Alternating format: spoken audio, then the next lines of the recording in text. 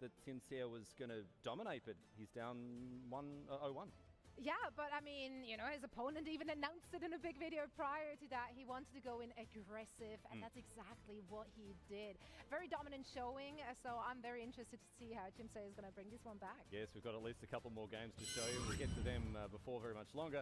But let's bring our boys in here to have a chat about what's coming up a little bit later on. Sorry to interrupt the masterful chess that's going on there, Geordie. Fine. We've got Jordan, we've got Nelly joining us for the... Oh, he's just given up. Given up, just like that. The Bon Cloud very rarely gets you there. Sorry, Nelly. Welcome along, boys. It's good to have both of you here on the broadcast for the first time today, and I imagine the two of you, as seasoned Age of Empires 2 veterans, are looking forward to the main event today. Geordie, we'll start with you. Your former teammate Viper going up against Hera. It's going to be a battle of the ages. Absolutely. I mean, both of them have faced each other a couple of times already, and every time it has been very, very close, except, if I'm not mistaken, one time. But let's forget about that one. Today is going to be different. It's going to be very, very close, and I'm hoping for a 9-game banger there. I mean, the Viper certainly had the tougher route yesterday. Like, his match went the distance, ended very late as well. And he said in his video blog afterwards, like, he has to go back to the drawing board and cook something up. Do you think he's going to go for something very out of the ordinary here, or is a standard play maybe more successful against Hera? It just feels like if both are doing the same strategy, it will be really tricky for the Viper. Yeah, we consider him to be a top 3 player, but right now with Hera's dominance, we think he's one level above. He has to win through the draft, through strategies, throughout Might Gaming, or maybe hoping that Hera, with all the pressure of never winning a Red Bull before, might get some trouble split up that way. This is something that is, I'm sure, it's been playing on many people's minds, and I'm sure Hera's been thinking about it as well. 7 S-tier events in a row. However, this unbridled dominance that Hera has had for so long has never resulted in a RedBull Wololo championship. Jordan, it is a massive gap in his Age of Empires CV, one that he will be working very hard to fill this weekend. 100%. I was also talking to him about especially this topic today, and asked him if it has extra pressure in terms of his mental stability, but he was like, no. I'm very motivated, even more now. I'm not surprised. Hera does really seem to have good mental a lot of the time. He seems to have run a very tight ship psychologically. A bit of a born entertainer. Καλησπέρα, είμαι ο RedBull. Θα είμαστε αρκετές ώρες εδώ πέρα. Βλέπουμε live του κανάλι της RedBull. Θα αφήσουμε το stream να παίζει, θα δούμε λίγο τους τελικούς. Ήδη θα δούμε. Ξεκινάμε με το δεύτερο παιχνίδι, το πρώτο έχει τελειώσει το δεύτερο παιχνίδι του H1 και θα προχωρήσουμε βλέποντας όλους τους τελικούς. Και σιγά σιγά θα μαζευτεί και η παρέα εδώ πέρα και θα μιλάμε στο Discord. Όποιος θέλει έρχεται.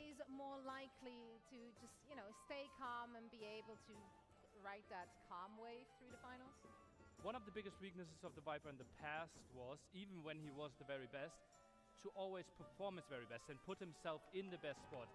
Sometimes a bit sick, headspace not really there. That's super important because we know Hera is laser focused, he wants to win, and he knows how to grind it out. Like, he might play 10 practice games before he jumps into a best of 9. Well, we'll find out. We'll be chatting a little bit more about our Age of Empires 2 final coming up later on today. But right now, we're going to jump back into the action. Age of Empires 1 on the docket here. The current score, 1-0. Let's see how the rest of the match pans out. Come on, we've been over this 100 times already. How we feeling out there in the crowd? Are we ready for a game number 2? Πάμε να δούμε το δεύτερο παιχνίδι από το H1. I think they deserve a game 2 for that. Oh yeah, oh yeah. Βλέπουμε και εδώ πέρα τον Ernest Young από την World Edge. Running away with it. This has to be a full reset, like on both sides. For Chimse, what went wrong? And then when you think of Schwan, what went right? Where am I right now? And how did it come to this? But you have to calm those nerves and you have to prep yourself because I think we're already in to game number 2. Oh yeah, it's gonna be interesting here. Oh, players, you can see them, they just look so focused, right? Oh, here we go. Here we go. Carthaginians in the hands of the reigning champion in the blue. And on the other side, the Phoenicians, yeah? So let's talk about the Civs first, right? So CSDN, he's got Karth. Karth, now they start with a little bit of each resource, a little bit of extra of each resource. This gives them a lot of flexibility in that opening build order, and it just makes the whole Stone Age much more comfortable. Meanwhile, Phoenicians, another economy civ here, going to be chopping wood much faster, and this gives them a lot of tempo into the game, kind of similar to Romans. So again, this isn't a matchup where it's as one-sided in terms of the rush potential of one of the civs. So we'll have to see if Swantu is Να πούμε able λίγα to πράγματα για το H1, το οποίο είναι ιδιαίτερα δημοφιλές στο Βιετνάμ, αν δεν κάνω λάθος. Έχει γίνει φυσικά και το Definitive Edition, αλλά τώρα ουσιαστικά έχουν κάνει και ένα port στο Age of Empires 2. Και αυτό βλέπουμε τώρα. Να πούμε ότι για όσους ενδιαφέρονται υπάρχει μια έκδοση τώρα στο H2 και στο H4 στα DLC τους. Μπορείτε να δείτε στο Facebook τα link. Gives you this big mass of this unit, and when you have a hill to defend, the slingers can be really, really hard to break into. And we'll see how it goes. It looks like Chimsei's Gazelle push is maybe a little bit cleaner here. It looks like Xuanfu's maybe struggling to get them in as clumped so far, which might impact things a little bit down the line. I think this is the beautiful thing. When you think of 2, you think of 4, like getting all those deer and you know whatnot in one location feels good. But with Gazelles, because of the degen, on top of that, the fact that the TC won't protect you, having all of your food clumped on one spot actually can be a negative. Yeah, and you're going to see them pushing in a lot at once. And if you're, you know, an AoE 2 purist, you might be going, no, the decay, like, this is so bad. But you have to keep in mind, you're actually idling a villager in order to push them in. So there's a huge benefit to, you know, pushing them in quickly, right? And that's one of the main benefits of, you know, just pushing everything right away. Για ό,τι θέλετε, αν έχετε οποιαδήποτε απορία, μπορείτε να μας στείλετε μήνυμα. Περιμένουμε τους τελικούς του Method, είναι η αλήθεια, οι οποίοι ακολουθούν μετά από αυτό το set. Angles of approach. Yeah, there's a lot of berries in the middle there, and even some fish, if you find a good storage pit, you can do a little bit here. You'll see a couple little jumping fish in these ponds, and that can give you a quick boost of food. Remember, food is the most important resource in AoE 1, right? Especially in the Tool Age. You just have to find natural sources of food. The farm transition is extremely expensive, and you don't want to do that until your economy is much more stabilized, closer to like 30 vills maybe. And you saw last game, Swantu never went above 19, right? So he wasn't really thinking about getting into that like mid-game section. He was just, I am all in pressure and aggression. And we see Chimsei this game, he actually has gone forward with that villager, so he's going to be placing that barracks. Οι παίκτες που βλέπουμε είναι από τους καλύτερους στο Age of Empires 1. He's going to retreat a little bit down the hill, try and keep it further away so this villager doesn't get spotted. I don't think he quite saw the ruins there, right? Like, yeah, it would be nice to have it, so then when someone comes by to decap it, you know that they're in the area. But I guess you could also argue, now smuggling behind this, setting up a rat, when you come out of Swanfu, you're not going to think anything of it, right? You wouldn't think there's a base there. This is about to be an extremely aggressive barracks placement. You can see he's just a couple wood away from that placement, and this is going to be, you can see he's just stalking the location. He's like, this is where I will set up camp. And there it is, the barracks right in the middle. This is such an aggressive place to be.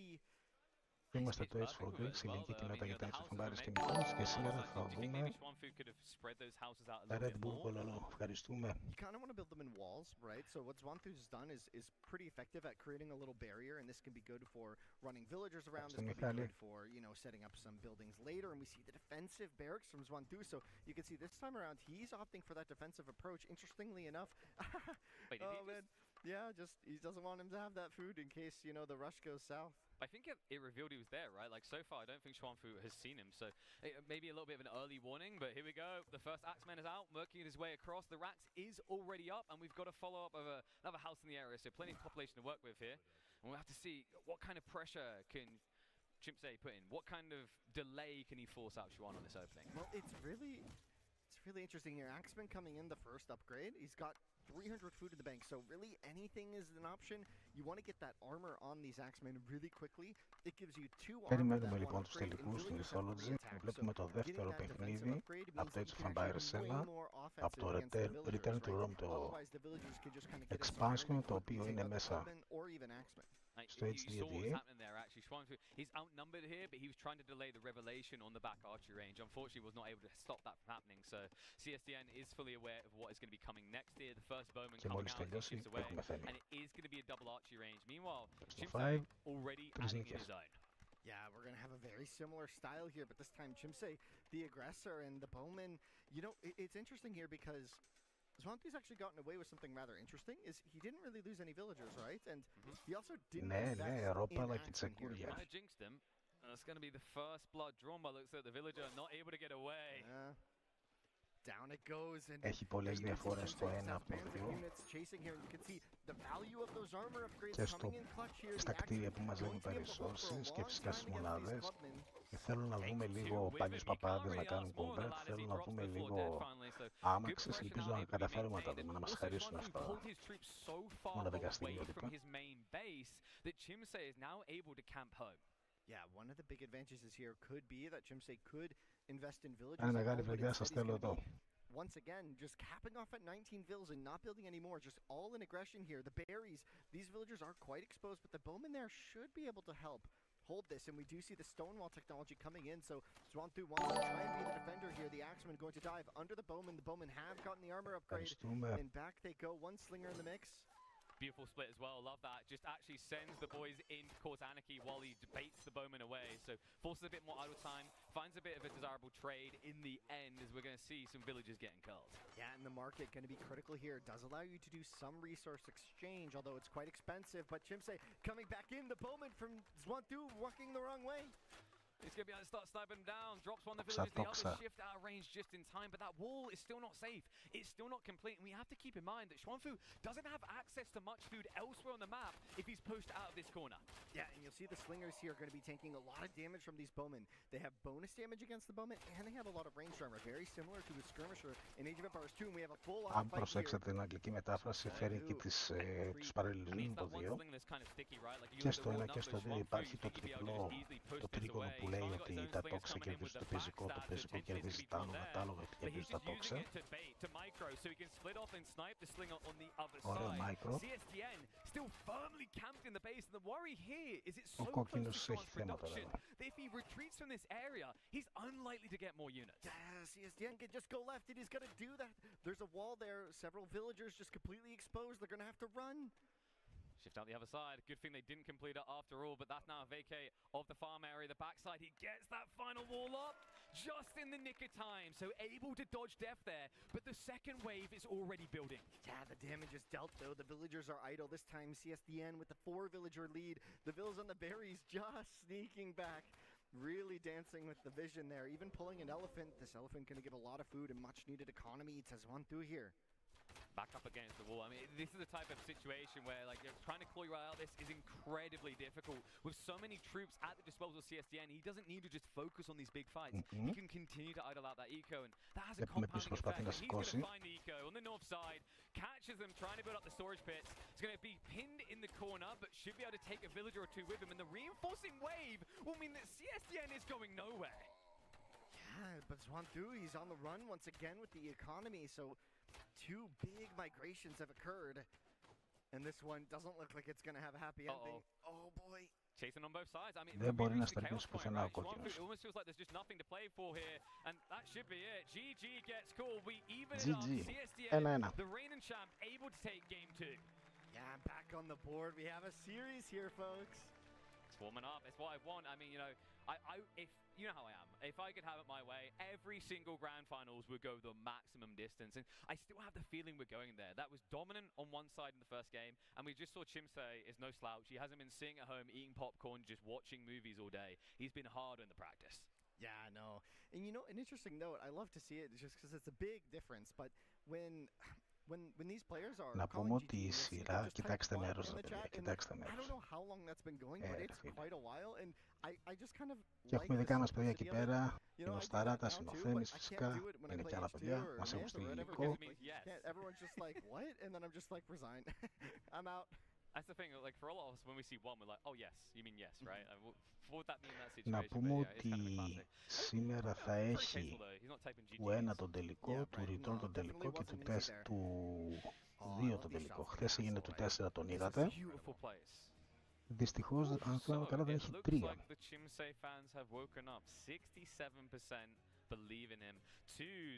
If you believe it's Piggy Boys time, if you Xuantu can take this one, I mean, so far, based on what we've seen, I wouldn't be surprised we end up with a 50-50 vote. There's going to be that bias to the champion, but you know, I'm biting at the bit to see what our third game's going to be. Like looking at the maps we've got left here, we've got River Crossing, Desert Ridge, Gold Mountain. You know, I'm wondering, with what we saw in game 1, was there anything indicative of the style that Xuanfu likes to play?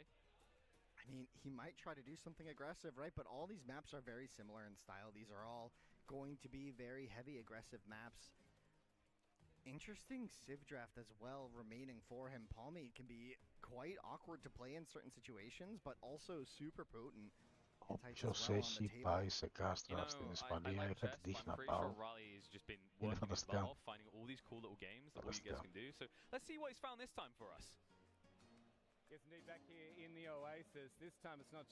Εδώ η αδελφή Κατσάμπα. Taking to the range there. So Tristan obviously a big fan of archery. We all know, so he's getting stuck in there. But Zoe, all tied up, 1-1. Chimsia's on the board. So that's got to be, his confidence would have been very high coming into this match, but he'll be very pleased to have gotten on the scoreboard today. He will be. And I mean, I know that both of these players are very familiar with each other. As I said already when we introduced this match, they have been practicing with each other for this. So hard to hold back strats. All the maps coming up are on the aggressive style that should suit technically both of these players. So it's going to be remaining interesting to see who's going to come out on top. Yeah, and this we could, at this stage, we might go the distance and see the full 5 games. I'm going to get these two to come over and join us before they break something here. Tristan, this is not a neutral island, man. We can't build any more archery ranges. I'll get you to come over and stand over here, T90. T90 and Dave for the first time today, everyone, joining us on the broadcast. Good to have you along, boys. And the both of you... T90, ο οποίος με όλη του τη δουλειά μαζί με τον Νίλη έχουν στηρίξει πάρα πολύ το 2 στις δύσκολες εποχές του. And you followed Chimsia's dominance in this game for quite a while. This bloke, a little bit like Hera, really, at the moment, pretty unstoppable. Yeah, I mean, I honestly don't know too much, right? But I think I know more than most people in H2. And he just kind of wins everything. That's basically the way to say it. So the way the series started off was amazing because you had the 1-0 victory for the big underdog. And now we got the 1-1. So it's every Age of Empires 1 fan's dream. Yes, yeah, it is funny in a lot of places, you know, you're hoping for, you know, they say a quick game's a good game. But in Age of Empires, the community, they want the full set. They want it to go right down to the decider. Yeah, that's right. I mean, we love a good underdog story, right? How about you? You want the underdog to come out on top, or do you feel like... Για όσους μπαίνετε σιγά σιγά, βλέπουμε την τελευταία μέρα του RedBull Wololo. Ξεκινάμε με τους τελικούς του Age of Empires 1. Είναι 1-1 το σκορ, είναι στις 3 νίκες, best of 5. Ακολουθήσει ο TheMist, η τελική του Retold και μετά έχει 2. That was going to be one of the weaknesses of his. He seems comfortable here. He does indeed. Well, let's see which player is going to come out on top. This series is all tied up 1-1. Only one will be hoisting the trophy at the end of the day, so back to you guys. 3 more games? People want 3 more games? It's time for game number 3. Let's get into it. CSDN and Xuanfu evened up 1 apiece, and now we hop into River Crossing. Let's see if we can be your Jin on this wonderful Sunday evening and give you the magical wish of a 5-game grand finals. Yeah, this is a very interesting Civ matchup even. Sumerians versus Palmy. Now, Palmyrans have a very good, like, scaling economy, but they can be super awkward to play in the early game because their villagers cost more food but work much faster, and it's a very asymmetric feeling, and for a lot of players it can be very challenging. Now, obviously these are pros. They're going to feel comfortable with Palmyrans. Not too much in that front has really changed from AoE 1 to Return of Rome. Meanwhile, Sumerians, one of their biggest bonuses is that their villagers just have 15 more HP. And that gives them so much flexibility. They can fight with villagers more efficiently. They can be much more durable under these raids. They're much less likely to lose villagers over a wood line from a bowman or like a quick slinger attack, right? It can go quite a long way. That's really polarizing as well. Like the way you describe those two in this matchup, you know, when we've been seeing this pull of a villager, it feels like that's so expensive for the Palmyrans to do. On top of that, the Sumerians are now just mutually inclined to come towards you. So I've got this feeling that Red is going to be stuck in his base, waiting to hold back the expected assault of blue. Yeah, there's a few ways to play it to avoid that situation, but it's quite tricky and a bit all in. You can stop at 16 villagers with Palmyran and try and age up after that, but there's quite a lot of idle TC. The idea is that you're going to age up really quickly and you're going to have effectively, you know, closer to 20, right? We got the scout about. I'm wondering, you know, looking at the map, there's some really frustrating hiding spots for a proxy base, right? If you can just wrap around the back, Especially, I'd actually say on CSDN side, like Chim say, I think at the south side, some of the tree lines you could sneak right around the back if you want to. Κοιτάξτε ακριβώς πώς απλώνουν ότι είναι τελείως διαφορετικά τα κτίρια. Βλέπουμε εδώ πέρα μαζεύουν ξύλο και τροφή. Το TC είναι αυτό εδώ πέρα, για αυτούς που δεν έχουν παίξει ποτέ το ένα. Chimse as well, not moving out just yet onto the map, so we might see both players opting for a more defensive style, and that does match what these civilizations kind of can do in a lot of situations. You mean we might get to the mid-game? We might get to the mid-game. Bloody hell, wasn't expecting that. I mean, these two have not been waiting around so far in this series. So Elephant is going to, of course, be pulled underneath the town centre. Who benefits more from this kind of stalemate if nothing happens? Would it be the Palmyrians? Yeah, I mean, there's some nuance to that, but there's a really potent timing that Palmyrans can get, like really far into the mid-game, right? But Sumerians have a better late game at the end of the day, right? So it's kind of important to see how this goes. We did see Zwantu go for a 16 pop age up, so he had a lot of idle TC time, but you do see that ticking in, 20%, it's on the way. I think at this point, yeah, we're keeping an eye out for it. He is looking to spring into action here. Schwantu now with the proxy racks on the west side. And I don't believe, actually, I think because Chimse's already scouted that area, correct if I'm wrong, he doesn't have anyone out there looking for this type of play. Yeah, that barracks though, so you can see what he's done. So one of the biggest weaknesses of the forward attack is you can be blind, and this is what we would call a blind barracks, and he's just built it because he senses that this might be where the opponent is. And if you look at the map, this is the mirrored location, but the way that this river spawned has actually pushed Chimse way to the right of this, and if this rush goes the wrong direction, which it doesn't look like it will do, you know, Zwantu gonna get maybe some important scouting info. You can see this artifact. It functions very similarly to the ruins that we talked about before. It's kind of like a free little scouting unit that you can use, and if you capture all of them and keep them safe, you can maybe win the game, but that's very rarely the case. I remember as a kid, I just felt cool having them in my base when I was sim sitting up. Blind and oblivious to what I really needed them for. But it will be useful for kind of scouting things out extra, especially as you said, when you're going blind like this, every little piece of extra information is going to count. So Xuanfu already checking around the backside, but with the elephant already being pulled in, he needs to target here. He can't look for any sort of backline economy because it's simply not there. CSDN so far is pulling everything to the forward side. Yeah, and you can see the potency here. Well, not the potency, but like the risk here in going for these aggressive strategies. Sometimes you're just late, and he went for a 16 pop all in here, and so he's not even adding vills now, and so his economy could fall behind. We do see the archery range, I'm sure, coming up right there, but the Axeman gonna get right on top of this range before it goes up. Rax is there though, so we will have counter troops to push this away, and that should give him the breathing room to get this archery range online. Now, the problematic detail is, like, where's the villager right now for Xuanfu? Has he got an archery range on the ford coming up himself? I feel like actually setting up back here would be beneficial. It gives you a split production, but it gets them into action much quicker. Yeah, it looks like he has an archery range at home, and he has another archery range. Really? Well, he's got two bowmen on the field, yeah. So he's got one defending against a potential rush, and he's built another one in the south of Chimse's base here. This could be quite interesting. Villagers are on the move here, but the Axemen looking like they're getting too much value just yet. Both players going to be stopping at 16 and 19 villagers respectively, but keep in mind, those Palmyran villagers are significantly better. Oh yes, and this Palmyran villager's got his work cut out for him. He's going to need more production on the backside. And it's kind of awkward from this position, right? Because I believe there is a walk around on the backside of that south tree line, but now we can wall up, and it's such a small space that I love the way that CSDN understands this is a safe zone. But he's not rushing to wall it in because that's a waste of resources. Yeah, he's done just these small little walls here, which are going to be effective for now, but once you get that bowman mass to a more critical number, there's really not much you can do against, you know, 8 bowmen shooting into there. But we'll see how this goes. Some Axemen moving across the map. Swantu going to be tracking that, making sure it doesn't get too close to his own economy. He does have defensive bowmen as well in production. He might need to vacate the area. There could be a potential walk-in here because it doesn't look like CSDN is set up on both ends of that wood line to protect it. But it looks like he's just going to brute force it. So yeah, at this point, it feels like Xuantu is not really throwing everything behind one attack. It feels like he can't. He needs to take these multifaceted assaults. Yeah, and now we see Swantu moving out to the middle of the map with a large majority of his economy. There's going to be both shorefish and deer on that storage pit, which is going to be a lot of food income, and that's incredibly important on this map. The good news is right now, CSDM, because he has taken this more defensive line, he's not likely to discover anytime soon. You saw it, Xuanfu, he reacted accordingly early on. He kept those archers back because he was paranoid about a counter raid, but maybe he should have kept them back a little bit longer. It looks like we've got some troops from Chimse now sneaking to the back of Xuan's base. Yeah, where's Chipsy getting food right now? Is it just south of Yeah, us? no, I think man. it is. There's a berry patch there, right? It's about to run out, so he's going to have to find new food very soon. He's going to have to move out, find a new location. Ο κόκκινος θα πει πρώτος στη δεύτερη on the εποχή. side there as well, but some attacks onto the wood line.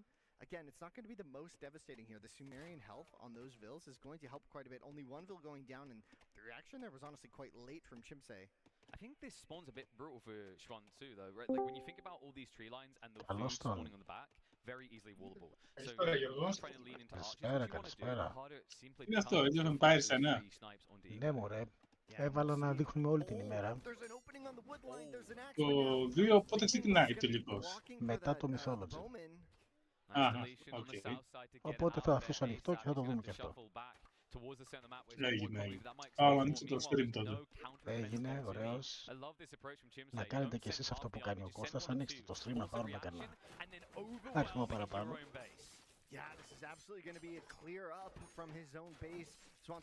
Άμα καταφέρει και τους διώξει ο Μπλε, αυτό μεγάλο πλεονέκτημα. And this Axeman could potentially spot the economy in the center here. This is a lot of the Palmy economy. He's only got 14 bills. This is half of them. I think he's going to get sniped, though. He just got distracted, right? Back to this fight over here as his microing away. So that was too close for comfort. Schwanfu able to dodge the revelation that would have frustrated CSGO. Πλάνο μας είναι να δείξουμε τα πάντα και να έχουμε παιδιά από όλα τα παιχνίδια να σχολιάζουμε. Καλώς κακώς το ένα δεν έχει κόσμο, οπότε είμαι μοναχούλης εδώ. Και αφήνουμε κυρίως τον ήχο των σχολιαστών. Είναι αναμετάδοση από το κανάλι της RedBull. Είναι το τρίτο παιχνίδι από τον τελικό του H1, ο οποίος γίνεται στο Return of Rome mode που είναι στο H1 Baris 2.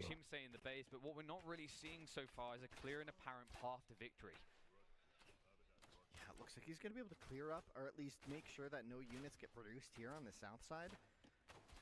Σε μία ώρα είναι προγραμματισμένο να ξεκινήσει ο τελικός του Mythology με το Θέμη. Μείνετε μαζί μας. Just about edging and skirting towards death there, but you can see there's always this encouragement to try and dive in, but you do that, you get cut off, there's no retreat the other side, and I don't think Schwanfu's in a position where he can afford to lose an entire military force to kill 2 or 3 villages. Oh, Jim say he's baiting Zwantu back, but look at the loop around. There's a group of units coming for the ambush. Doesn't quite know. CSDN, he's in range here, and Schwanfu, he can't wait around, he has to run straight past because of the second wave on the way. Big hit from the reigning champ, and this might finally be the point where he comes out of the base. Yeah, nearly double the army now, and now maybe able to put some pressure out on the map. Remember, a lot of that economy is in the center of the map, so if Zwantu goes the wrong way with his army right now, he might give it up. We do see that market coming in. That is going to unlock the farms here. It's also going to protect that backline berry, right? It's creating that natural wall, so that means he doesn't have to hold as many troops at home. This Μπορεί να μας φαίνεται λίγο αστείο αυτό που βλέπουμε, αλλά από εδώ ξεκίνησαν όλα, εντάξει. Έτσι να. Wololo. Oh, he's walking right towards it. He might have just guessed. I mean, 50-50, right? Like, you know, it's more likely when he's up here that he's going to be playing around the fish, and he knows that the wood lines are up here, so let's see if he can find the golden goose. Juan almost looking like he's trying to goad him away from it, but Chimsei will not take the bait. He sees the storage pit, and now he'll look for the dive. Oh my gosh, so much damage could be done here. Το φάει και αυτούς τους εργάτες. But when you've got this many troops, like how do you get out of here clean, right? With good micro, Chimsei can cover every single angle of escape, and that's 8 villages trapped with nowhere to run. Yeah, these villas are as good as done here. Unless this migration can work, but you can see Chimsei, he's trying to block off the retreat to the south, just being taking very calculated shots here to make sure he doesn't miss and waste too much time on this chase. I think someone needs to tell those villagers that they are red, not blue. Αυτό είναι το relic που είδαμε που αλλάζει. Second wave intercepts him, and it's going to be a massacre. Xuanfu, even if he gets these villagers out, it's so much idle economy, while Chimsei has no pressure on his own base. 11-18 οι εργάτες. Yeah, this is looking really good for Chimsei now. 18 vills to 10. Palmy vills are good, but 9 now. The countdown has started. Tick-tock goes the clock, and it feels like Chimsei is going to find himself on match point. It's looking undeniable. 27 military to 10. Double the economy power. Xuan has one last bullet in the chamber, and it needs to be a headshot. Yeah, and these Axemen are going to be so good against the Slingers. They don't deal very much damage to these Axemen, and they can just kind of run in, and the Axemen absolutely slap them across the face if they do get in range. I mean, even this little proxy group trying to hit the backside are going to get scouted and chased. They're outnumbered. It feels like he's outnumbered everywhere, and I'm struggling to see the way. I look for the positive wherever I can, but the bars tell the entire story. Xuanfu, at this point, is essentially processing what feels like a blatant loss. Yeah, he's going to see these farms with that slinger and GG. call it here. Yeah, GG gets called. GG. Chimsei is going to get it. What a setting this would be, right? We know we can't have a repeat champion in Age of Empires 2, but we already had 1 in 4, and we could be about to see 1 in 1 as well. Nothing but perfection now from Xuanfu if he wants to lift that trophy, which of course for either player will be a momentous occasion, but when you consider this is his first time in an audience like this, if he can come out from behind now to turn this around, that's a true Cinderella story. Yeah, and you could see Chimsei's face there. He just seems so like confident and calm. And I think that's kind of the champion's perspective, right? He's been in this situation so many times. He's played so many best of 5s in his career, just so many, countless best of 5s. So he just looks so comfortable and calm here. Well, this series is getting pretty sweaty, so I think it's time for us to go relax across in the Oasis.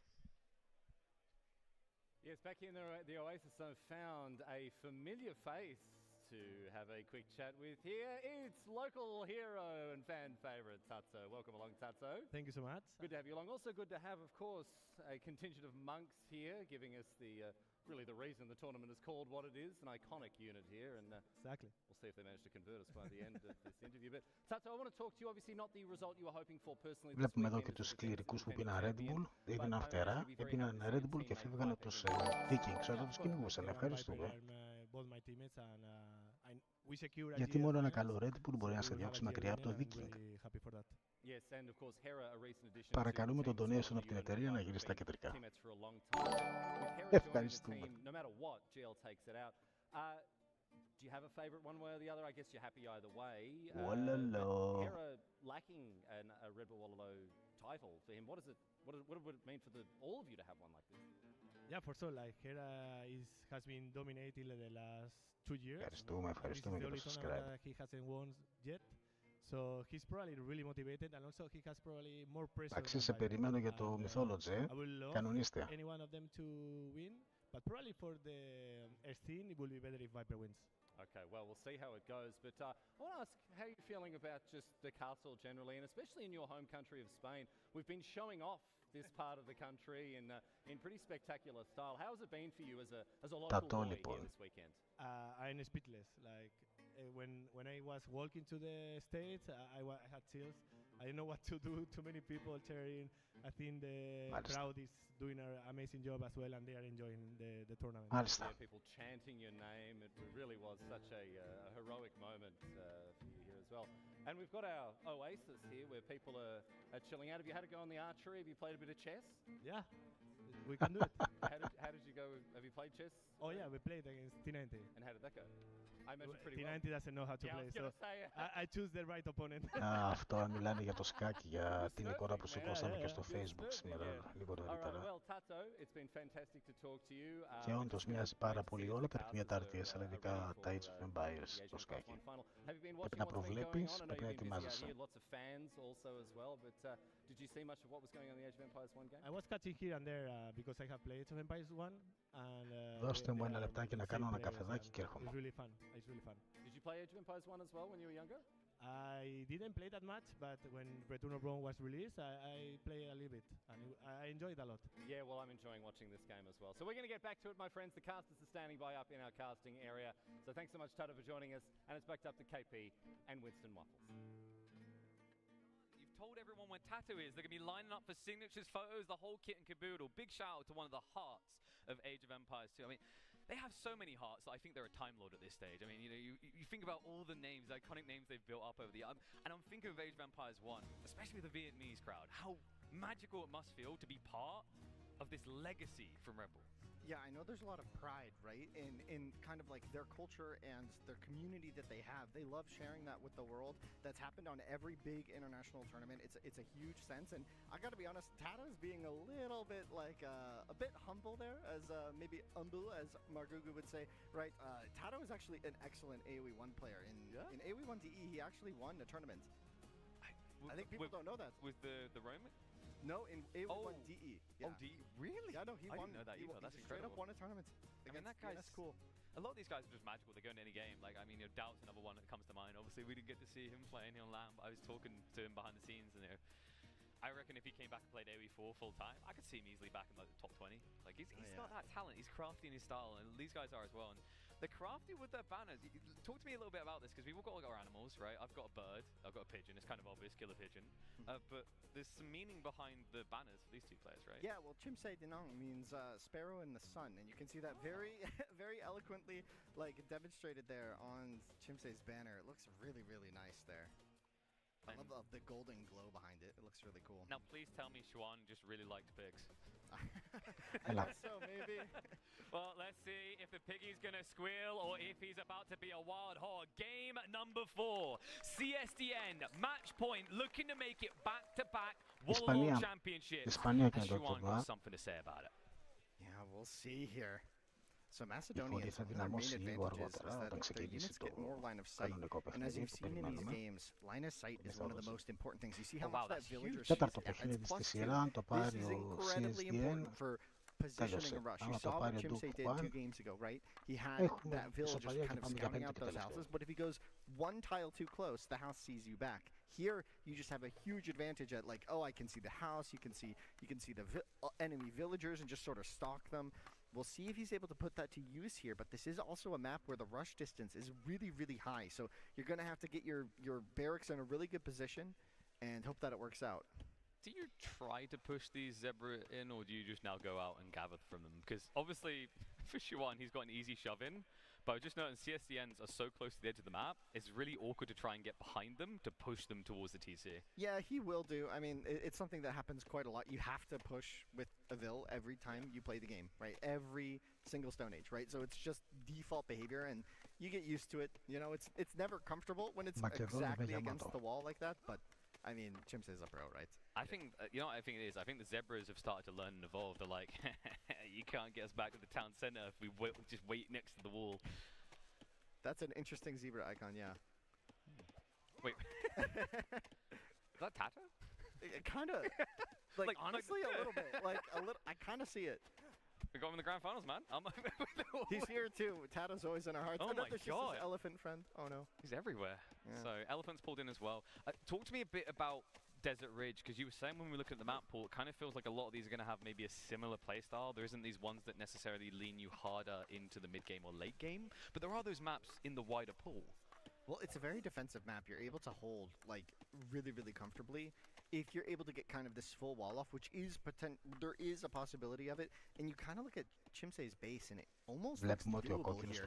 In the middle of the map, you'll notice there's lots of elephants actually kind of dotting that ridge, and the player who can spot those and pull them, you can lure those all the way to your town center if you wanted, and it's just a huge boost to your economy. You can see just how many there are. It should be called Elephant Ridge if you know what I mean there. That's a lot of chunky boys. Hannibal Ridge, maybe? Maybe. I mean, it's very suiting for this game. We have got the move out from Xuan.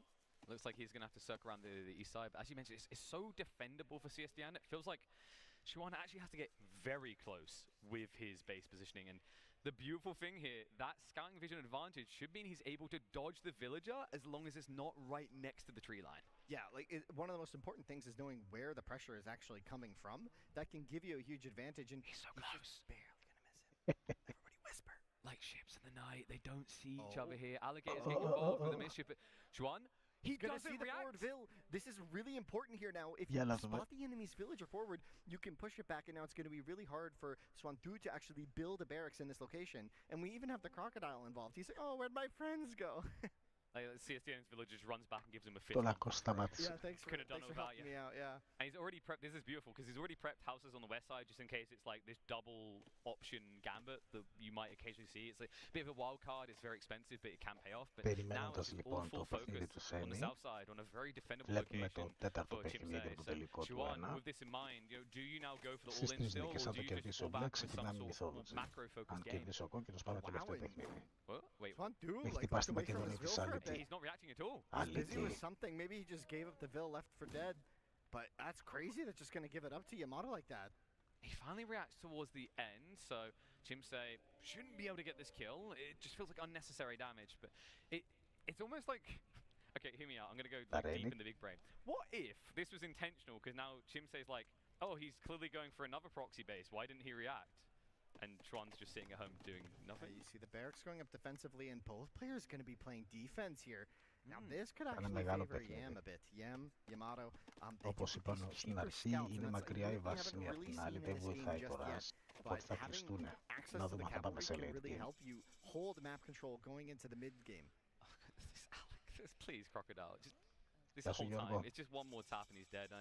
Θα τα δείξουμε όλα σήμερα, θα τα αφήσουμε το stream. He goes down, so first blood gets drawn and there's a party between the Crocodile and the remaining villager. But the Crocodile will lose out. So, CSDN has found himself right outside of Schwann's base. Any chance we just turn this into our home? There's potential, but if you notice, we're going to be creating these ranged masses. Now, players have been favoring mixing bowmen with slingers. We've seen that in all these games in very small numbers, but in a game like this, it might become very large numbers very quickly. You can see Zwantu forced to make that clubman to get some information, and he's discovered more crocodiles. God, I hate these guys. The crocs are fun. That's actually the croc from earlier, I believe. He's our friend. Oh, true. That's why Dan left. He's like, you keep doing what you do, buddy. So yeah. We're going to have the clubmen start to move across, but the options, the angle of approach is difficult, and because it is going to be scaling archers, it just feels like it's not going to be feasible to sneak one or two of these axemen in to do any real damage to CSDN. Yeah, and we have a bit more of a macro game coming in here. The markets are early. This gives you access to really potent economy upgrades. Oh, Sweet Princess, not able to work out for him there, and we are now seeing a shift out onto the berries. So we're going to see Chimse extend beyond his initial holdings, the most defendable location in the map. You did mention the potential for the scouts to start coming out. Is this something Schwann should anticipate? And if so, what is the appropriate response? Full wall, which is what he's doing right now, which is really good. He's respecting the options that are available to CSDN in this case. It does look like we're going to have a bit of a mirrored situations where both players are going for slingers to frontline, kind of like skirmishers in AoE2, and bowmen like the archers. So you kind of have that mix of units here. And ευχαριστούμε παιδιά για τις εγγραφές παντού, είναι σημαντικό. Could come at the cost of maybe delaying the bronze, which is the third age. Just a bit too much, but we'll see if that comes into play here. I'm not quite sure. A big thing you'll notice differently here is that players are actually training villagers. So growing is an important element of the game, of course. And αυτή τη στιγμή τρέχει ένα τουρνουά στο 4, τρέχει ένα τουρνουά στο 2 και περιμένουμε και τουρνουά στο μεθόδο σε λίγο καιρό. Πιθανότητα με το expansion είναι πολύ γρήγορα. I feel like a lot of newer RTSs, you just don't see that for the all-in, right? Like, it's very valuable if you feel like you've been impactful enough with the units, and we've seen just one unit, maybe two, makes a big difference. And well, that is an advantage for Chimse on the defensive, as Juan is just going to run in behind him in a bad and unideal position. He's at least able to somewhat trade, but this is a fight that he was never going to win. Yeah, there was that hill bonus there that made it really function well for him, and obviously going to be a super important factor in these ranged battles is holding that hill will always give you an advantage. Oh man, this game is really heating up. 30 vills for CSDN now.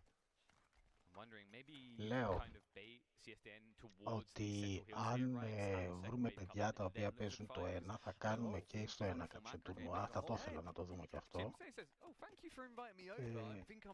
Μου κάνει και εντύπωση το βίντεο το οποίο στο YouTube έχουν δει πιο πολύ από όλο τον κόσμο πιο πολλές φορές, είναι το τελικό του 1, που είχα τα κάνει πριν από κάποια χρόνια.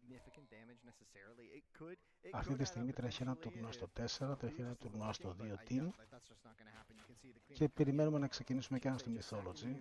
Μιλάμε με τα παιδιά που παίζουν το Mythology μέσα για να δούμε πότε θα το ξεκινήσουμε, το οποίο Mythology έχει πάει πάρα πολύ δυνατά.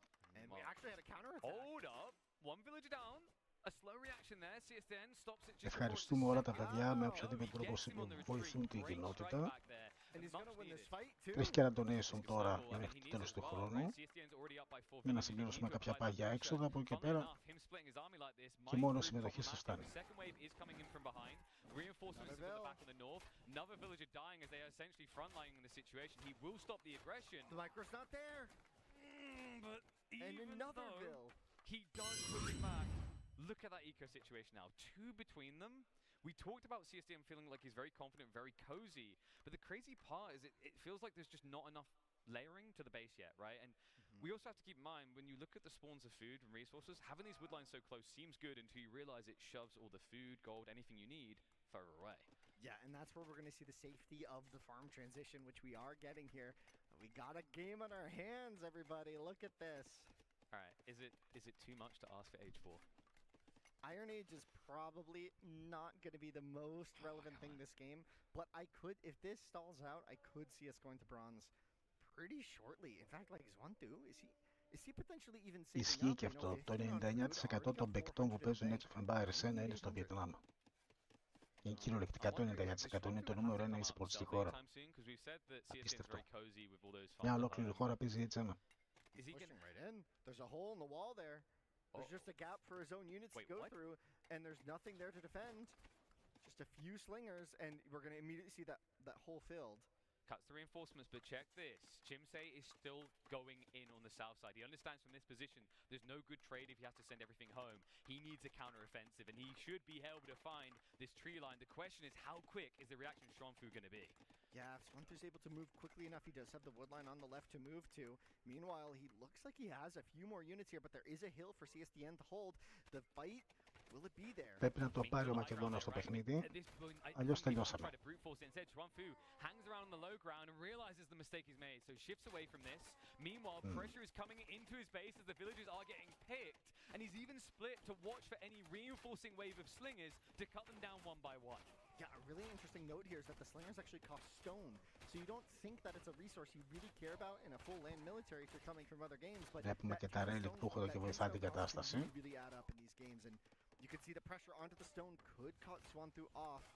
This was pretty rough for Chimsei, right? Like this bulk force is able to cull the reinforcements one by one. That fight on the other side, yes, Xuanfu was winning it, but he's not in a position to go in and do anything beyond it. Right? Realistically, the production should be able to stabilize. So I feel like Xuan needs to fish for economy because there's a risk in the next minute that CSDN will creep towards that tree line again. Yeah, Zwantu looks like he's really trying to macro up to the Bronze Age. He's got 600 food in the bank. What? That sounds crazy when there's a military right in front of your face. He's remaining calm, right? He's understanding that, like, if this wave gets cleared up, I know his reinforcements can't come because I'm killing them one by one. It's a Congo line of death back at home for CSDN. Yeah, but you saw what he did. He pulled 8 vills to that stone mine just to make sure he had that bank of 160. That means he can queue up 16 slingers with some time, and that should mean that should be enough time to get the defense rolling here. He's up a lot of economy. Να πούμε ότι σε όποια πλατφόρμα και να μας βλέπετε, μπορείτε να στείλετε μήνυμα και θα το δούμε εμείς εδώ πέρα και θα το σχολιάσουμε. Είτε αυτό είναι από YouTube, είτε αυτό είναι από Facebook, είτε αυτό είναι από Twitch, είτε από Trove, αν μας βλέπει κανένας από εκεί. Absolutely shred everything on the field. The one critical missing piece here is Zwantu not on his gold right now. We have to really emphasize 36-25 οι εργάτες, 12-8 στρατός για τον μπλε. Outside the base doing damage, but as you said, it's because he's not reacting. When you look at the military, for a guy who has this eco lead while his teammate, his opponent rather, is going for a tech up, you wouldn't expect the military difference to be this close. Yeah, and he's getting the gold upgrade, moving the vills out. Does he have a stable? No. Is that what he was building up there? No, it's just another barracks. And he's got room to the west side and the back of his base, right? Like there's options and locations here. He's just trying to make sure there's no probing on the back side. So more farms are also getting added in. I mean, that is an area Βλέπουμε το μπλε κατεβάζει και στέλνει πολύ κόσμο. So he has that more reliable at-home food source. Maybe there's a world at which we do see Xuanfu just sneak out for the north side berries, and that kind of lights a fire underneath CSDN. He needs to keep the pressure on to keep him in this corner. Yeah, but 2 cav are going to clean up this entire army of CSDN. Σε πίεση. And his positioning as well worries me because he's so close to the base when this tech is going to come through. So he won't have an easy reaction of just get behind my walls and stay and wait until I'm ready. He might be able to put pressure under the gold vills here. Zwantu's going to have to keep producing slingers in this case. But the tech up is almost in. He's also trickling it. This is not good for Chimsei, right? If they'd all been there once, he'd be able to just about win that fight. But instead, Xuanfu should have enough to stabilize here, to push him back. And with age 3 now in, it's problem town central for CSDN. Μια εποχή διαφορά έχουμε τώρα. Να δούμε. Ευχαριστούμε. Which is very expensive in this game, as opposed to saving up for that critical Bronze Age, and now he's training more and more units at home, but he's on the gold. Slice down the center here. The First cavalry comes out, and this could just wipe it all. Chimsei needs to trade for anything he can take with him, because he's about to be 6 feet under with the army, so you might as well drag him down with you. What a story here. Zwantu down almost 20 vills right now, but he is cleaning up this army. The poke, the probe, these villagers, it doesn't feel like they're dying quick enough, and this is going to have a ripple effect, right? Second cavalry unit out, this snowball is going to begin. CSDN is not in a comfortable position in this game. Yes, he has the military numbers, Και but the κατεβάζει quality τώρα is όλο το red στρατό all the κάτω. way. Και έχει πατήσει για τρίτη εποχή. Ωραίο παιχνίδι. Το καλύτερο μέχρι τώρα. They are flying now. Wheel is one of the most important upgrades in the game. It gives access to chariot units, and it also makes your bills significantly faster, which means that these slow tool units that Chimsei is relying on to apply pressure are not going to be able to chase them around the map anymore. You can see the 2 cavalry going to be a critical force here. Force 1-2, he's looping around, coming back. Βλέπουμε πως η διαφορά στο H1 κάνει αλλαγή εποχής, εντάξει. Μόλις έβγαλε τα άλογα, οι άλλοι τελειώνουν με 2 άλογα, τα οποία πρέπει να προφυλάξει πάση στη θυσία. Και άλλο άλογο.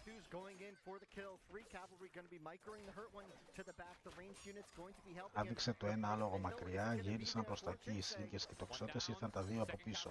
Έπεσε ένα κάτω, πέφτει το δεύτερο κάτω.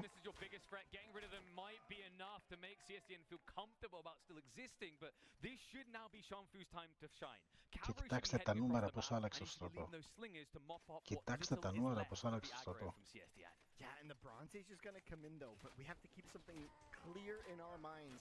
Yamato have a really, really solid Bronze Age. They get cheaper cavalry that applies to the scouts and the cav in this case. So this transition with this stronger economy is going to mean full pump from these stables. A 3rd stable coming in. We are going to see a lot of fast units on the field. Καλησπέρα. Look at the vision of that. Going to be just trying to find the enemy units, trying to hunt them down. He has some of these upgrades in already. Chimsei now waiting on wheel of his own. The tool working there, metal working is going to be 2nd upgrade, the 2nd attack upgrade, going up to +4. So Chimsei immediately going into aggression here. You're starting to wonder, run through for a moment, we thought, okay, this is it, it's a breakout. It almost felt like CSDN bodying that fight so consistently gave him the breathing room for this type of transition. And we have to remember, you know, the spawn for CSDN was so good in this game. Έχοντας μπροστά τώρα το στρατό, ο κόκκινος προσπαθεί να κόψει τον μπλε, ο μπλε όμως έχασε και αυτός με τη σειρά του τα άλογα και κατεβαίνει προς τα κάτω.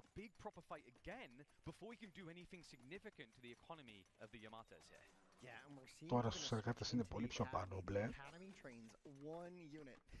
One unit line. It's just the hoplite, right? And that's all it does, but it is so good. It is the king of melee engagements, but it comes at an extreme cost. It's going to be key for CSDN to have a couple. Πάμε λίγο και στη βάση του μπλε, παιδιά, κάτι γίνεται εκεί. The Macedonian hoplites have a bunch of extra ranged armor, meaning the king of the melee fights is, oh, there's a hole in the wall. Uh-oh, and that's a speedy boy running away at least. Thank God for the wheels. The Cavs should be able to gap close and find a kill. And yeah, at this point, I don't think Shuan has anything at home.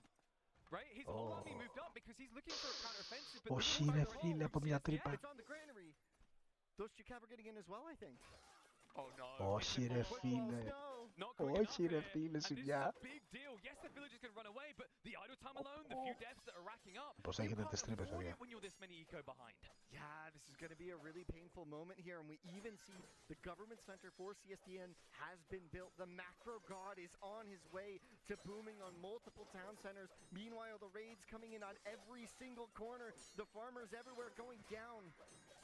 This is getting worrisome. We want that 5 games, but Xuan Fu, νομίζω ότι he's up έχουμε against the ropes. I don't expect an early GG, but he might not have much of a say if he can't plug these αργήσει να το balls δώσει και quickly. το Just a τελευταίο few παιχνίδι, αλλά είναι cavalry. GG. It's butchering the economy in the Macedonians. Ωραία And on the other φίλε. side of this, Xuan Fu still doesn't have an in. He's not Τώρα finding πέρασε a από την way άλλη of μεριά. applying pressure. Πέρασε. Για να Finally, δούμε. the wall's been broken, but he needs to rack up the kill stack. I don't think CSDN noticed this at all. He didn't react at all to the villagers. Για να δούμε. Here's the counter attack. More shifted across, and Ωραίο. TC's in the back? Yeah, that is multiple town centers. In this game, TCs are 200 wood only. Δεν ξέρω τι λες, εμένα οι τρύπες ήταν το αγαπημένο μου συγκρότημα. But there's units here going to be denying this massive investment. The cavalry with the slingers going to be enough to shred these villas apart. Meanwhile, the gold is everywhere right now. CSDN, he's just going to continue γίνεται ρε παιδιά. but not as much as you. It's a race to 0 in this type of game. The TC has to be cancelled out as he shifts away. It's pure anarchy in the back, and CSDN somehow having enough military to both defend and attack.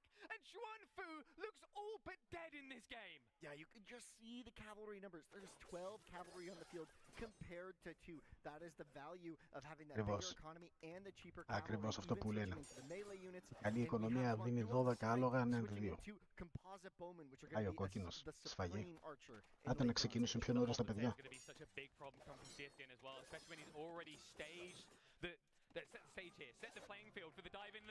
GG λοιπόν, έχουμε πρωταθλητή.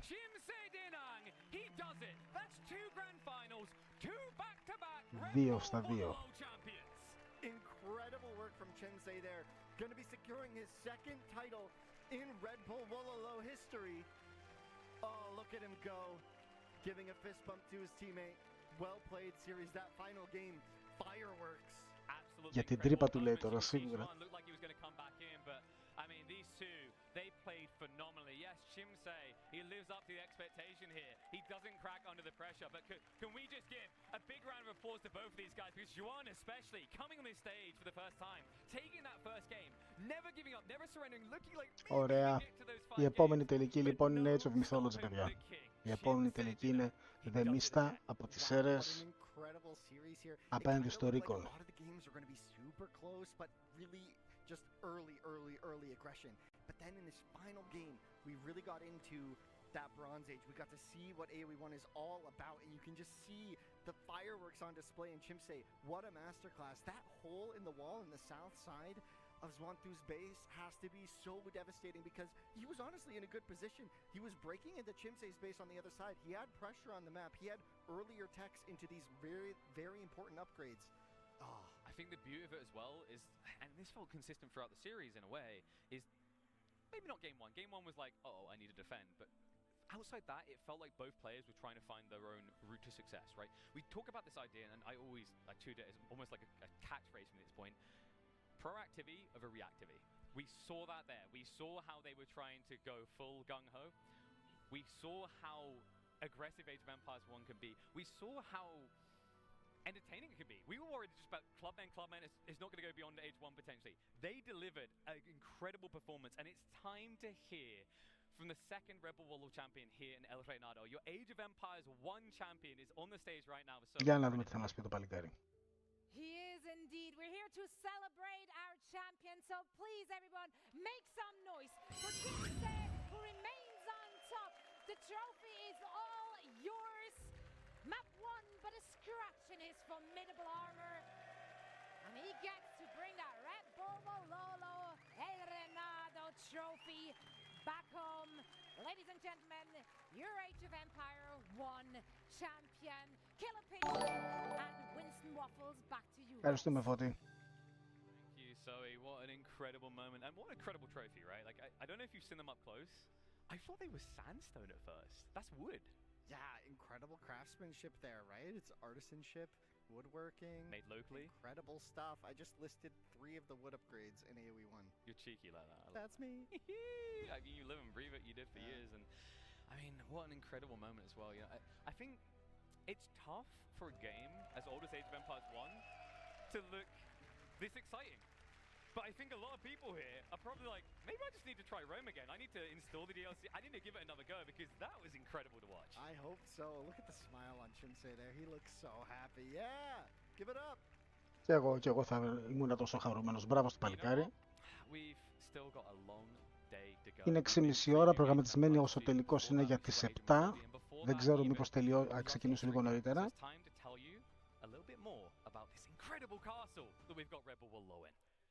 Για να δούμε. Για το κάστρο. Μόλε για σένα.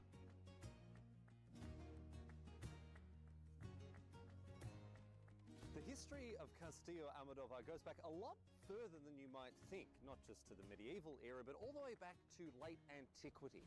It's thought that a Roman settlement in this area was protected by a defensive emplacement on top of this hill, which served to protect the various commercial endeavours in this region. There was trade flowing along the river. There might have even been local silver mines.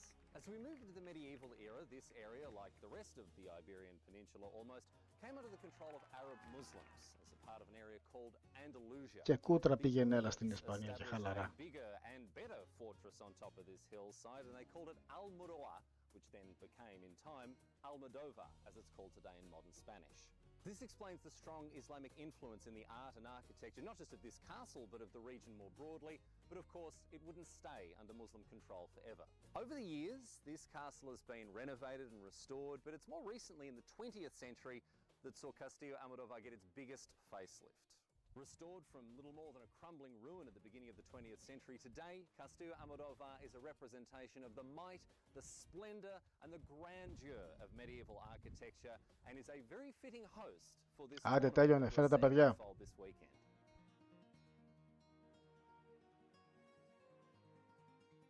What a treat it's been to have this event unfold here in Castillo Almodóvar. I'm joined by Nili in the analyst chamber. Nili, I know we sort of keep going on and on about it, but there really is no equal to how it feels to have these events, these magnificent RedBull Wololo events in castles like Almodóvar, and back in your home country in Heidelberg, where the previous ones were.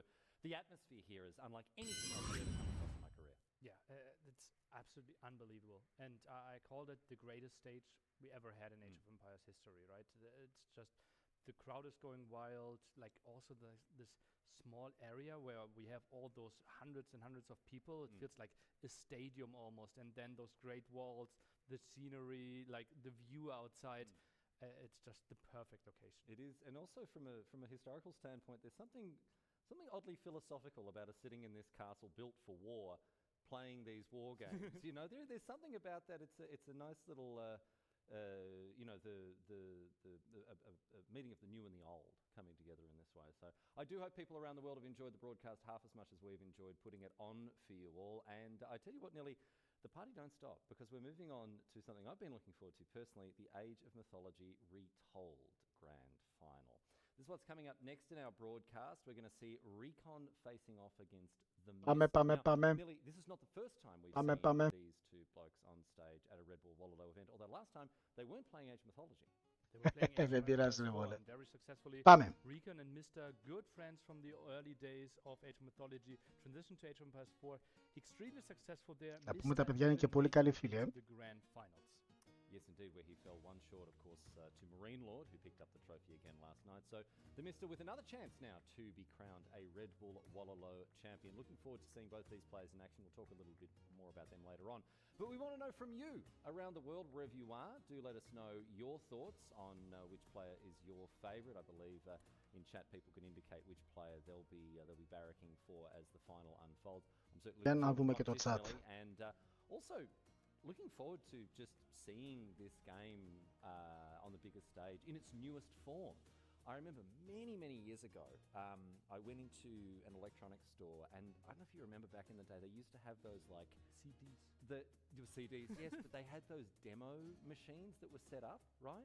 So I went in and I saw this kid playing Age of Mythology in the electronics store on the demo machine, and I saw him like calling down a lightning bolt, right? And I was like, I've got to have this game. And I couldn't play it because my laptop at the time, which had 4 gigabytes, not of RAM, but of hard drive space, right? It didn't have a 3D, it didn't have a graphics card, it didn't have a 3D accelerator, so I couldn't run it, and I was heartbroken. But eventually, I conned my dad into letting him install it on his work PC. And this game, I've got so many fond memories, you know, playing something like Prostagma. Although it's stuff that Prostagma. And seeing and playing the new form of the game. Βλέπουμε. It really brings back very special memories. So if you're a fan of the game like I am, if you played it when you were a kid, you should be playing. Do yourself a favour and play Retold. There are so many stories that come out of this, including one you want to tell us, Nelly, about TheMista. Yeah, obviously TheMista is a full-time farmer, right? He won $50,000 at RedBull 6 and bought a tractor from it. A good investment. A good investment for him, yeah. Right, and right now Age of Mythology came out. This is basically his heart game. Like, this is where that he grew up with. He was a very dominant player there for years, so he really wanted to try hard. But it was also farming season. Oh, it's harvest season. That is tough, and it was also super dry. So he was farming during the day, and at night, neighboring farmers tried to steal the water supply of each other. No, because it was so dry. Είναι συναδελφική αλληλεγγύη εδώ και στο farming βλέπουμε. Ουσιαστικά λέει λοιπόν ότι για την προετοιμασία ο Μίστα έκανε το πρωί όργωνε και το βράδυ φύλαγε με το κλέψει στο νερό γιατί ήταν ξηρασία. tried to still get practice in and then had this crazy qualifier run. Oh, talk about, look, I mean, these are the skills that you learn playing Age of Empires, playing Age of Mythology, macro, micro, you know. Protect your resources. Protecting resources. Where to appoint your resources once you have them. $50,000, you buy a tractor. Λίγα λόγια και από μένα για το Θέμη. Ο Θέμης είναι ένα παιδί πολύ ταπεινό, με χάρισμα στα παιχνίδια στρατηγικής και στο Mythology και στο 4 και στο Age of Empires Online μύθος. Okay, και Age of Empires 3 έχει παίξει και Starcraft έχει παίξει. Σε όλα πολύ μεγάλη επιτυχία. Κέρδισε το προηγούμενο, πήγε στον τελικό μάλλον στο προηγούμενο Wololo.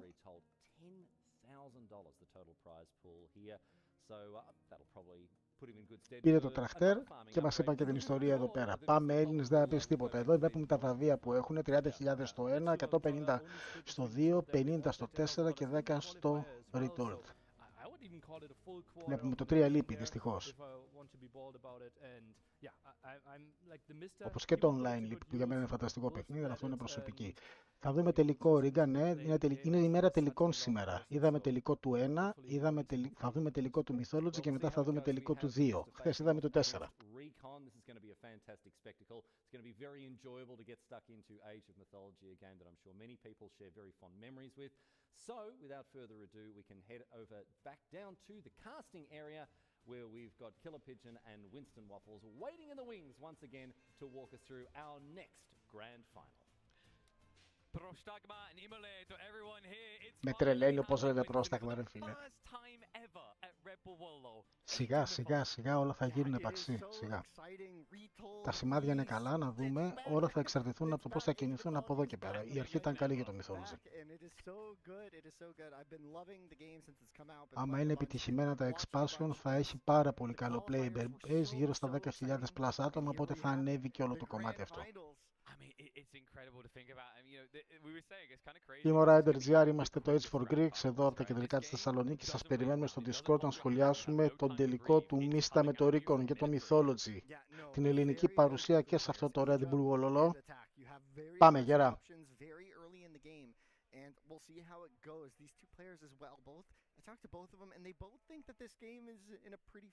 Βασίζονται πολύ στο 2 γιατί το 2 έχει τα νούμερα Real Gun.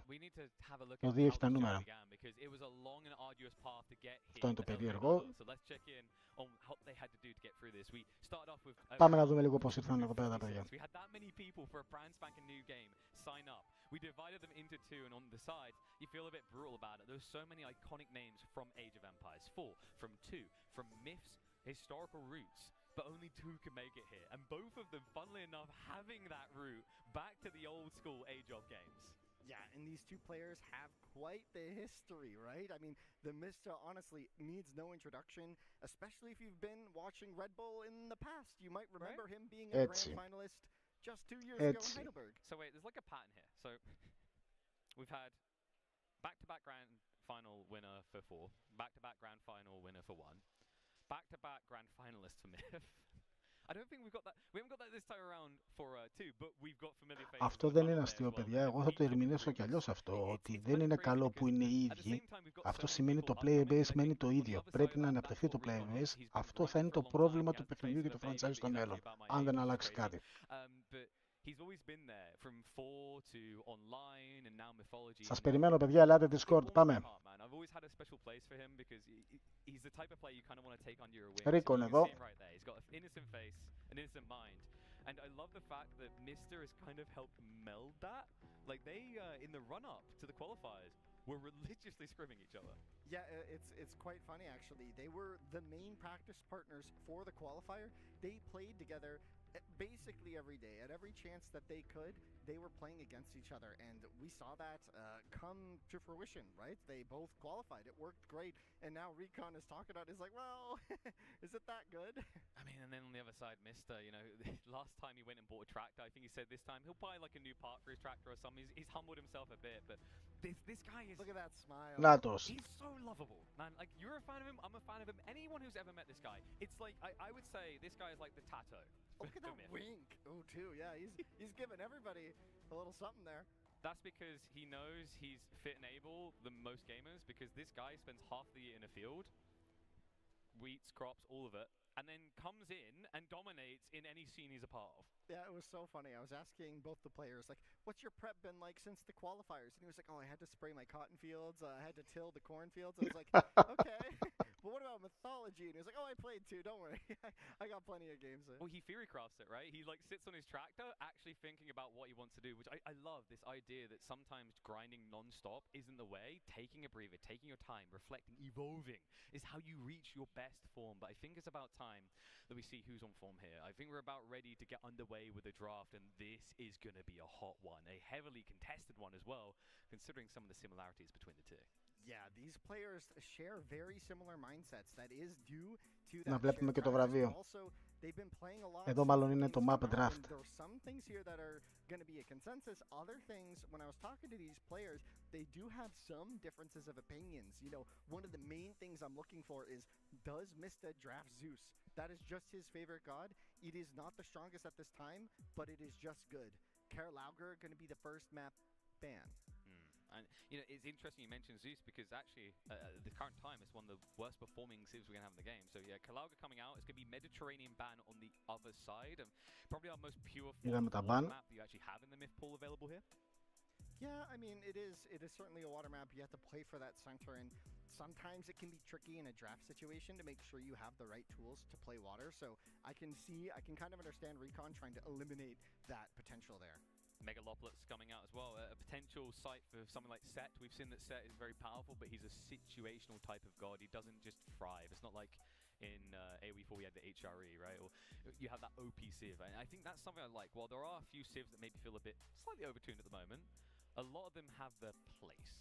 Yeah, exactly. I think there's a couple shared gods which are right at the top here, which are going to be good on any one of these maps, and I'm really curious to see how this is going to go. Alfheim, I love this map.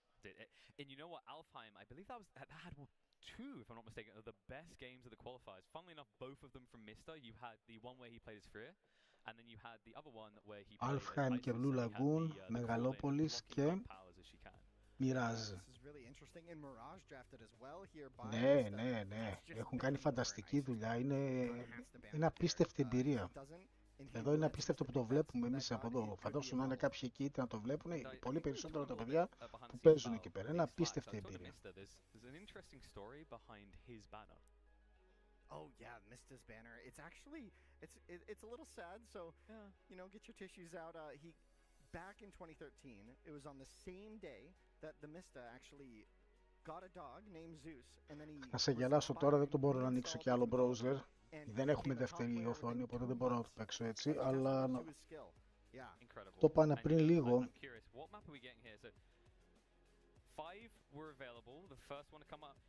It's gonna be Ghost Lake. Oh, this is one of my favorites. So Zeus, Poseidon, there's so many good viable factions here, especially on the Greek and the Norse side. We've seen it so consistent. I think actually the most played two factions on this map. Yeah, and I know Mista loves Zeus on Ghost Lake, so I think that could be the case here. But we'll see. I don't know. He could be trying to surprise us. There could be some more mind games. We'll have to see. The god matchups in this game are really dependent on... Είναι στο Castillo de Almodóvar de Río. Castillo de Almodóvar de Río. Now that's interesting. Wait, that was 4, right? Ωραίος παίξης. But that is still very interesting because 4 is a pub stompy type hero, god rather, but in these settings doesn't feel as credible. Oh, sorry, it was a guy after all. We're blind.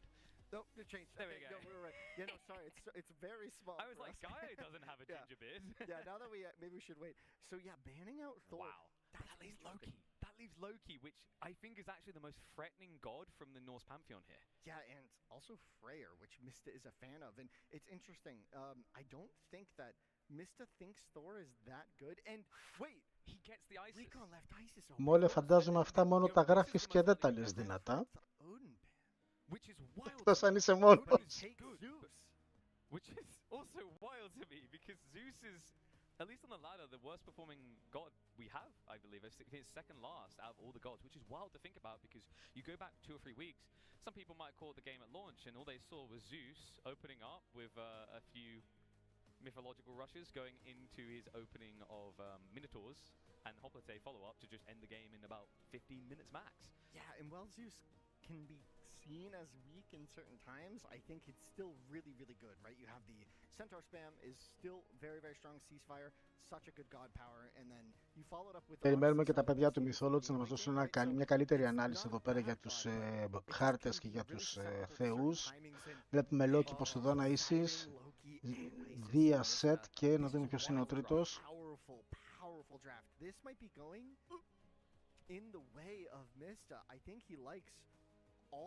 Ρα.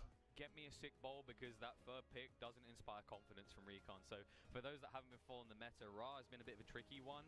Historically, he hasn't been performing well in the RedBull Wololo qualifiers. But he did get a recent change that might inspire some hope for the Trash Panda. Yeah, there's definitely been a lot of like intricacies into Ra, especially in the past few weeks. There's been a slight buff to his economy bonuses, but on top of that, players kind of tried a new style where they go full barracks units instead of playing into the Migdol, which actually has a military bonus for. And that style of play has actually been quite successful both on ladder and in custom games that Mista and RecoN have been playing. I mean, this is a crazy strong draft though. Like I'd say right now, Mista's is a more established than expected, but this was almost more experimental from RecoN. How do we have Ra on both sides? We don't. That's gonna get flipped in a set because we have Uranus and Gaia coming out to round out. Ra was definitely picked for RecoN, so I believe it's Hades and it's Freer coming through. So Freer is the one that Mista went into. I see him. As expected here, he is the player that believes in Hasta la victoria siempre. Πάμε. The love between these two. You know, the funny thing with RecoN is if you ask him, he'll tell you he is Mista's #1 fan. Yeah. That's a crazy feeling, right? Because like you meet your hero and now you got to kill your hero. Well, αυτός που βλέπω πίσω με το τηλέφωνο παίζει να είναι και στα κούτσα, κάτσε να δω. But he did say that RecoN is the player with the best chance of beating him. It's true. I mean, you know, they had some very close sets in practice. There's a lot of shared thoughts there as well. And RecoN has always been a player that's been on the verge of getting up to those podium finishes. We saw in his history in Empires 4. And we're already now seeing Όχι, δεν είναι μέσα τώρα. Θα μας τα στείλω και θα μας στείλουν τα παιδιά υλικό από εκεί. Things like the set come to mind. The Dr. Dolittle of Age of Mythology, right? Very powerful in the right situation. The new Ra build you mentioned. It feels like his might be a bit more experimental, maybe slightly more tuned to the most recent patch. Whereas Mista is showing us all the things that we know are dominant historically in Age of Mythology. I think Mista got exactly what he wanted. Definitely. At least as good as he could have hoped. I'm a little concerned for RecoN's draft here. I think it's going to be okay in a lot of matchups, but there's a couple of maps in there where I think Mr. got just the best god. Καλησπέρα. So we'll see how that plays out. Καλησπέρα, ήρθε η βοήθεια, παιδιά, ήρθε το υπηκό. Γεια σου, κοράκι. Ήρθαν οι μεγάλες δυνάμεις. Τι έχουμε εδώ? Έχει γίνει map draft και τα λοιπά, θα τα δούμε ξανά συμμαζεμένα όλα μαζί σε λίγο.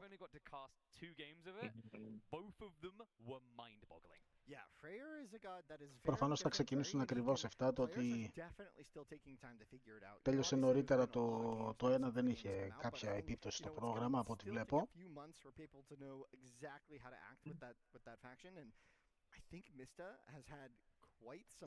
Έχουν μείνει τα παιδιά κυρίως και μίλησαν λίγο για το background του Θέμη, για το farming situation και όλα αυτά. Μίλησαν ότι είναι φίλοι και κάνουν practice μαζί με το RecoN, είναι πολύ καλοί φίλοι και κάνουν practice μαζί με το RecoN. Γνωρίζουν πολύ καλά ο ένας το playstyle του άλλου. Γεια σου, Νίκο. Το Θέμης δεν έχει playstyle. Σωστό και αυτό. Είναι απρόβλεπτος. Σωστό και αυτό. Τέλος πάντων όμως γνωρίζουν, έχουν δει ο ένας τον άλλο αρκετές φορές. Ναι, ισχύει. For the challenger, hello. The momentum, the morale, the impact that has on you sets, I think, a more even playing field when you're going up against someone that you kind of see as a god of their profession. Yeah, I mean, and he is, right? It's going to be really interesting to see indeed. I'm kind of in the same boat as you, KB. I think I'd like to see RecoN take game 1 just because I think that would show that there's, you know, Βλέπουμε τι λέει εδώ πέρα. and there you see luck of the gods. Ghost Lake was, of course, the random one out of 5, and it's his favorite one of all. Of course, it had to come out. This man's just blessed, you know? Yeah, and that's το αρέσουν εδώ πέρα, βλέπουμε τα κατσίκια. Τζάβα φαΐ.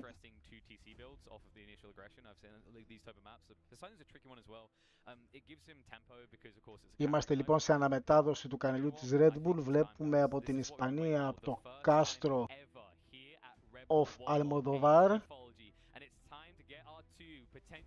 Αυτό το πολύ ωραίο μέρος που βλέπετε live, το Θέμη από τις Σέρρες να παίζει με το RecoN. το Βρετανό.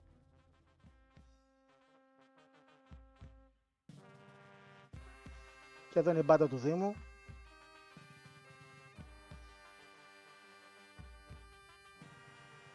Πώς έλεγε το τραγούδι, την Κυριακή θα ακούσουμε την μπάντα.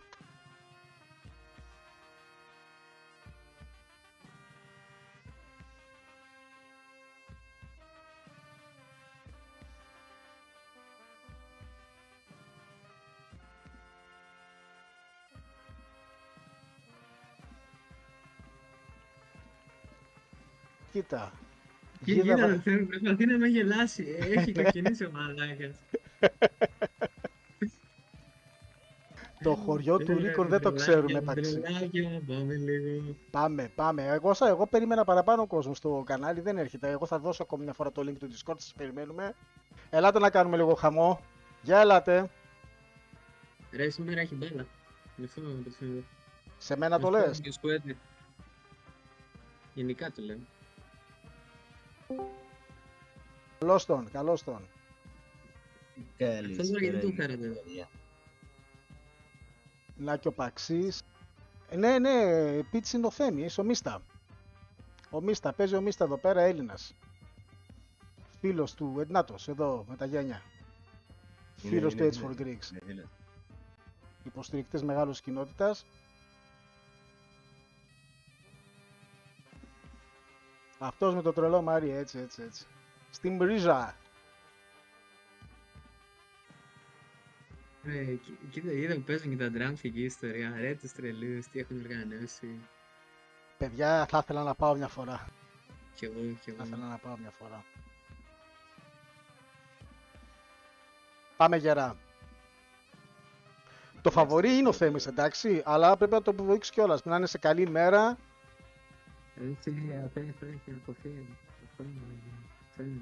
Μακάρι. Τι μακάρι, όχι, λέω μακάρι στον κομπίτσα, στο βλέπω για το chat. Εγώ θα μιλάω κυρίως με το chat. Εσείς θέλω να κάνετε ανάλυση που ξέρετε καλύτερα το παιχνίδι σε ό,τι βλέπουμε. Μόλις ξεκινήσει, εγώ θα σταματήσω να μιλάω, θα χαμηλώσω λίγο τον ήχο. Οκ. Μόλις ξεκινήσει, χαμηλώνω τον ήχο του live από τη RedBull και αφήνω εσάς.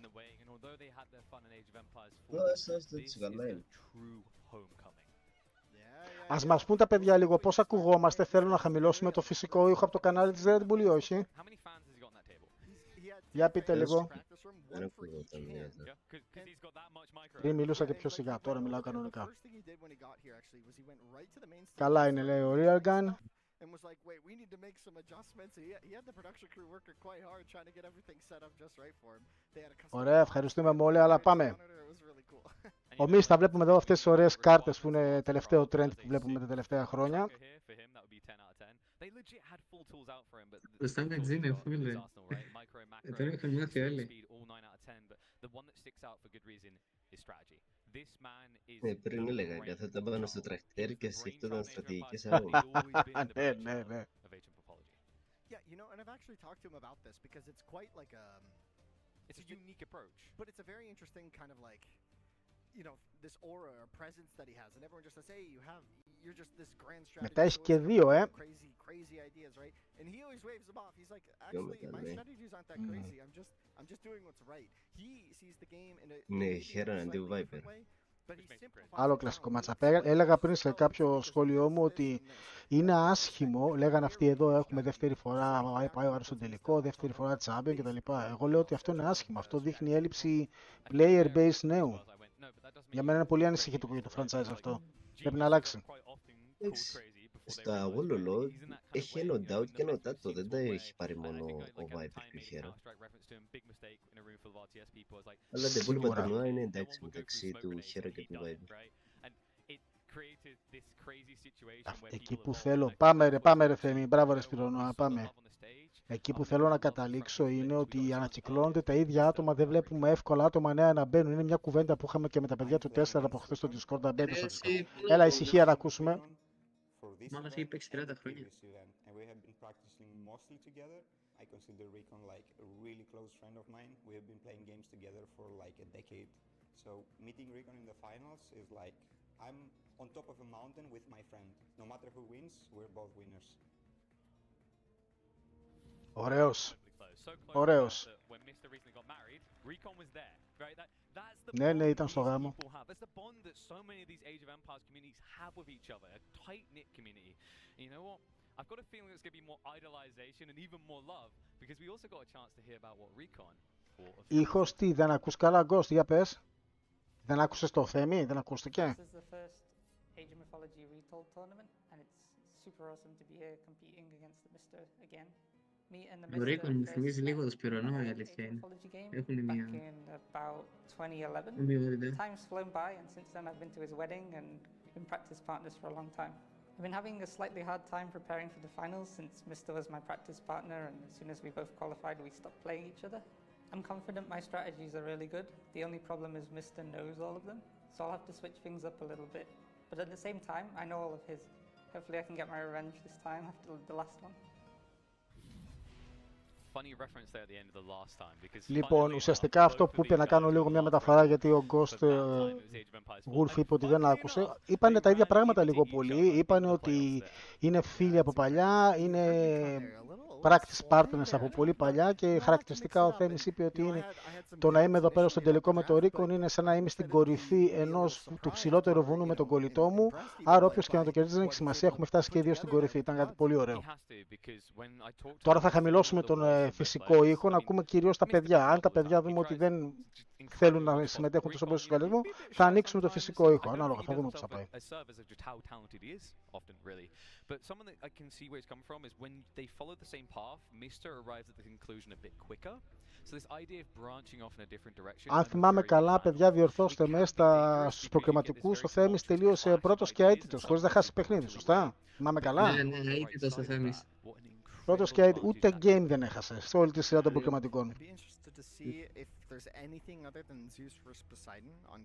Το πρόβλημα της τώρα αυτό σημαίνει επέλεξαν Θωρόντιν ή μπάναραν Θωρόντιν. Με κόκκινο είναι οι μπαναρισμένοι. Όχι τους νόρους, ρε φίλε. Και έχουν μπανάρει Mediterranean και Λουγκάρ. Τώρα και έμεινε ολόκληρο ο Freyr. Yeah, you might be saving that for a different map. I'm not fully sure here. I think there's a lot of options. I think maybe you're saving Raw for maybe Alfheim. Όλοι υποστηρίζουν το Θέμη, πάμε. Νομίζω βλέπετε ποιον υποστηρίζουν όλοι. Maybe that's the play there. Okay, so I'm seeing a little bit of bias there. The puppy is cute, but guys, come on, it's a trash panda. Who doesn't love some trash pandas? Twos in the chat if you believe in the power of RecoN, or one if instead of the underdog, it is going to be the dog Mr. that you think is going to win this one. You know what, you was talking about the banner stories and RecoN had a fun one as well. Αυτός που το κέρδισε και πέρσι, ο CNDN. Zidba. It was like midnight, he was really hungry, he couldn't find any food, and there, sitting very nicely at the top of a trash can, was a kebab. Really? Yeah, and he just dove in. What? No, of course he didn't. Oh my gosh, you had it. I was like, there's no way. I feel like I would know if RecoN was named after a trash panda for jumping into a You're trash like, can. British drinking culture is something, but this is an extreme. No, I mean, it's I loved his last one. His last one was the raccoon as well, but he had the whole like bow and arrow thing going on. Oh man, I just this too. You can quickly shift your economy away from where those raids come. Yeah, and that's a very key part of Ghost. Like it's this grand final. Oh, you can just see Mista there preparing. Oh, you can just see Mista there preparing. You can see he's getting his setup all put together. You can see he's getting his setup all put together. There's about 100 moving parts to have Mista. There's about 100 moving parts to have Mista happy and thousands of people all around the world watching this happy and thousands of people all around the world watching this event. Το ξεκίνησα πάλι για να δούμε. On this stream right here with of this event. I'm not sure why we have Live, είμαστε live τώρα βλέπω. Das könnten auch wir machen, oder? Είμαστε live τώρα βλέπω. Das könnten auch wir machen, oder? Yeah, media and telling us how you're enjoying the show. It's been absolutely fantastic to see the community coming. No, because it's just not working. The Spanish-speaking community, of course, all across. I'm not going to lie, yeah, but for our Age of Mythology.